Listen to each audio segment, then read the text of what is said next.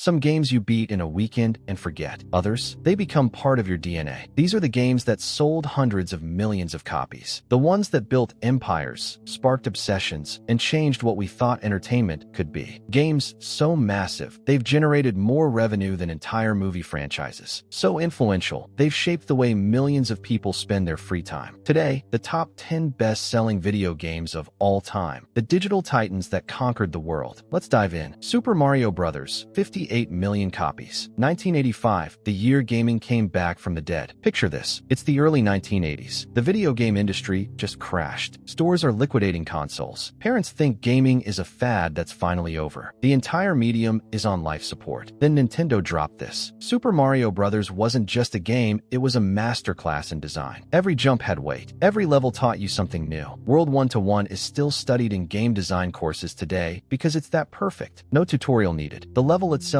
teaches you how to play. But here's what made it legendary. It was fun for everyone. Hardcore players could speedrun it. Casual players could take their time. Kids could beat it. Adults were just as hooked. Mario became more recognizable than Mickey Mouse. The iconic theme song? You can probably hum it right now. That's cultural penetration. Super Mario Bros. Didn't just save Nintendo, it rebuilt the entire video game industry from the ashes. Without this game, we might not be having this conversation. Pokémon Red, Green, and Blue, 47 million copies. This wasn't a game. It was a cultural takeover. 1996 in Japan, 1998 in the West, and suddenly, every kid had one mission: catch 'em all. Pokémon was genius because it combined everything kids loved. Collecting? Check. Trading? Check. Battling your friends? Absolutely. It turned the Game Boy into a social device before online gaming was even a thing. You remember the playground trades, right? That kid who had a holographic Charizard card was basically royalty. The rumors about finding Mew under the truck, using a link cable to trade your Haunter so it would evolve into Jengar. These were not just game mechanics, they were shared experiences. And then it exploded beyond the Game Boy. The anime made Pikachu a global icon. The trading card game took over. Movies, toys, backpacks, lunchboxes, Pokemon was everywhere. It became a franchise worth over $100 billion,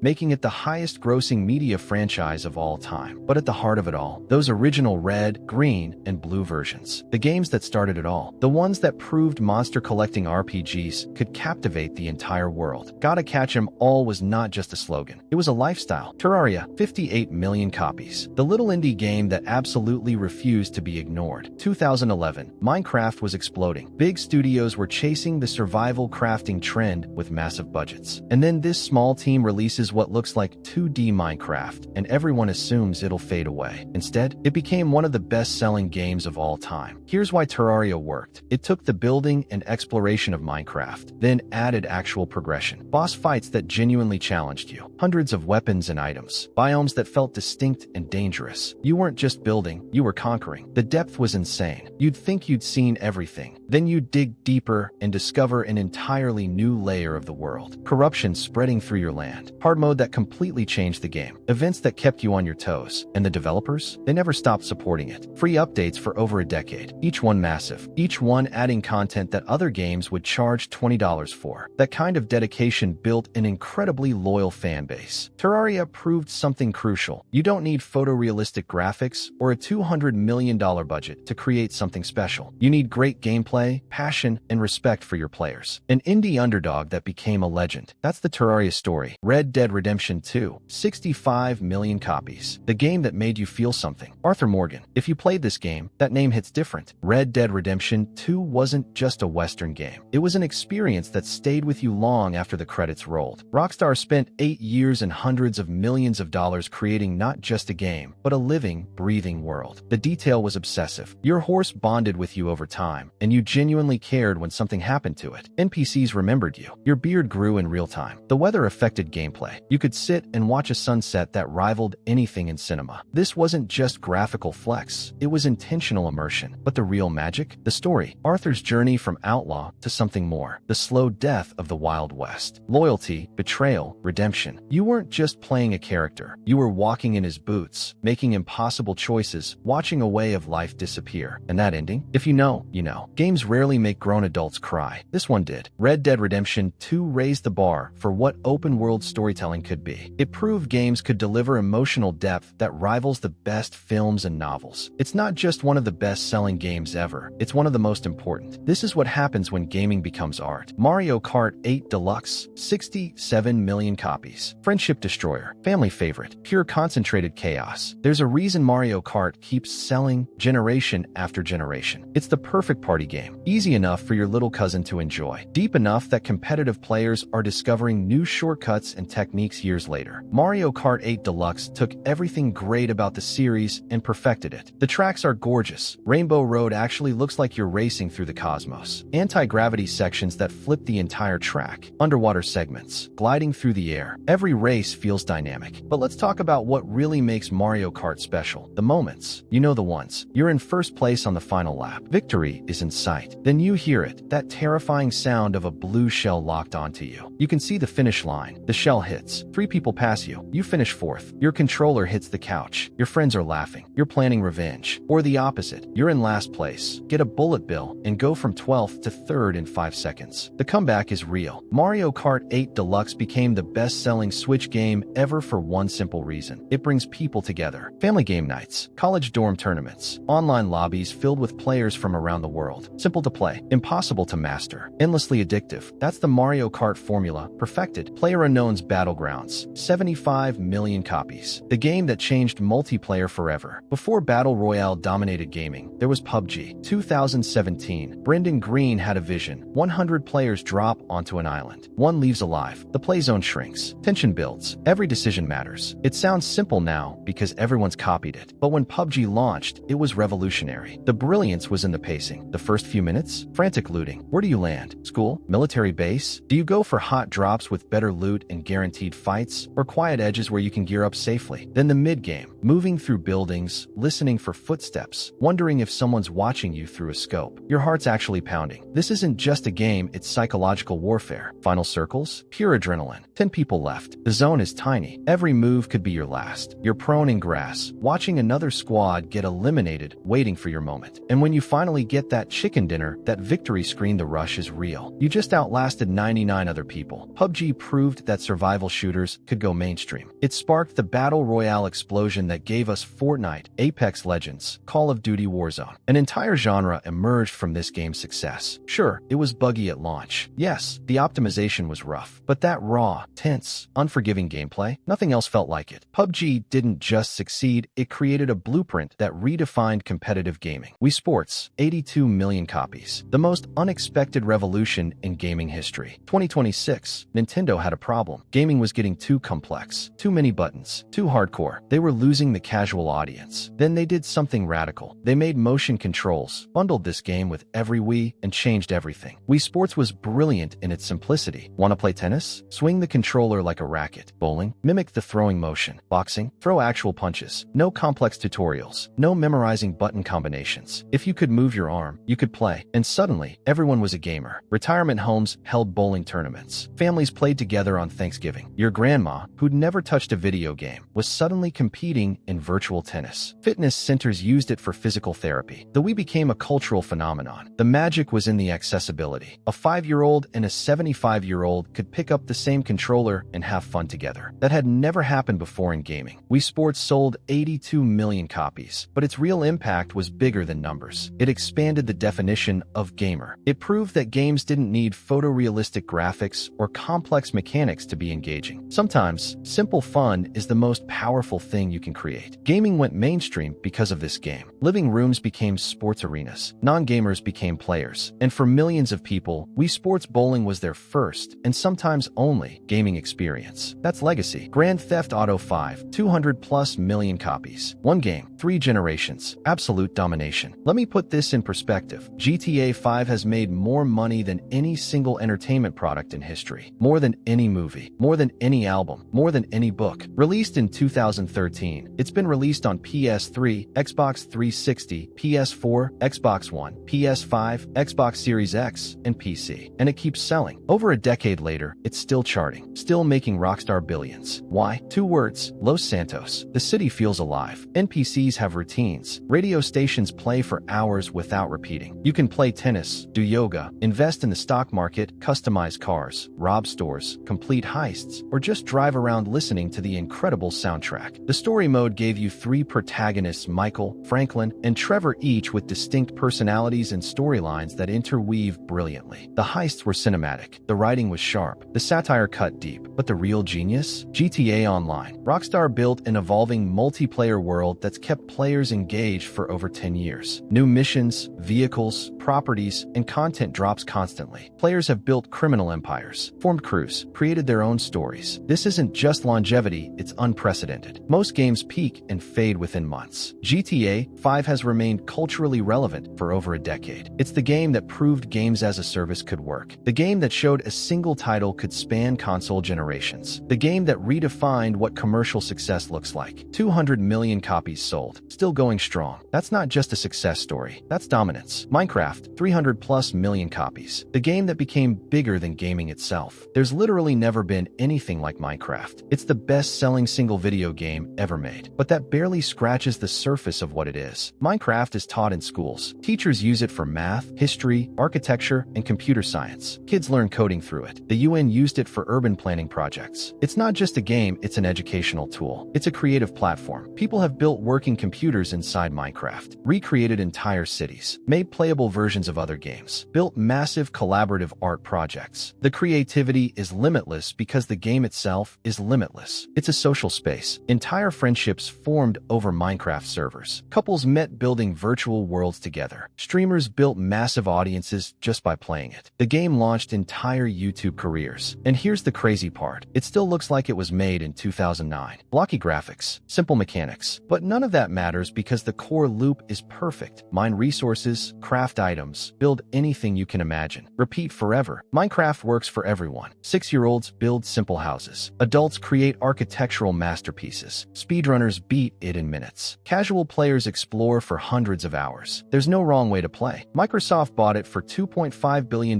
in 2014. Best investment they ever made. The game continues growing. New updates, new players, new possibilities. Minecraft proved that games don't need cutting-edge graphics or complex stories. They need imagination, freedom, and blocks. Lots of blocks. It's not just the best-selling game ever. It's a cultural institution. Digital Lego for the modern age. And it's still going. Tetris, 520+ million copies. The undisputed, the immortal, the eternal champion. Let's end where gaming itself began to go global. Tetris, 520 million copies sold. But even that number doesn't tell the full story because Tetris is everywhere. And I mean everywhere. Game Boys, smartphones, calculators, computers, arcade machines, refrigerators. Yes, refrigerators. If it has a screen, someone's probably put Tetris on it. Created in 1984 by Russian programmer Alexei Pajitnov, Tetris is the purest game ever made. 7 shapes, 1 objective, make lines. That's it. No story, no characters, no graphics to update. Just perfect, timeless gameplay. And here's what makes it genius. Anyone can play. Your grandparents have played Tetris. Your parents have played Tetris. You've played Tetris. Your kids will play Tetris. It transcends language, culture, age, and gaming experience. The psychological hook is real. Scientists have studied the Tetris effect, that phenomenon where you close your eyes and still see falling blocks. It gets into your brain and doesn't leave. It's been on every gaming platform ever created. It was the first game played in space. It helped sell 35 million Game Boys. It's been the subject of movies, documentaries, and competitive championships. Tetris doesn't need updates to stay relevant. It doesn't need graphics upgrades or new features. The core gameplay from 1984 is just as addictive today as it was 40 years ago. That's not just game design, that's perfection. While other games come and go, chase trends, and fade into obscurity, Tetris just exists. Eternal, unchanging, perfect. 520 million copies. Countless billions of hours played. Millions of players across generations. Tetris doesn't just top this list. It is gaming history. These 10 games didn't just move units. They moved culture. They created memories, built communities, defined childhoods, sparked careers, changed lives. From the blocks of Tetris to the blocks of Minecraft. From Mario's jumps to Arthur Morgan's redemption. These games prove that this medium, our medium, can be as powerful as any art form in history. Now it's your turn. Backhand index pointing right, which of these games defined your life? Backhand index pointing right, which one hit you the hardest? Backhand index pointing right, and what game being made today has the power to join this legendary list? Drop your answer in the comments. Hit that like button if you enjoyed this journey through gaming history. Subscribe because we're just getting started. Until next time, keep playing, keep building, keep winning. Game on.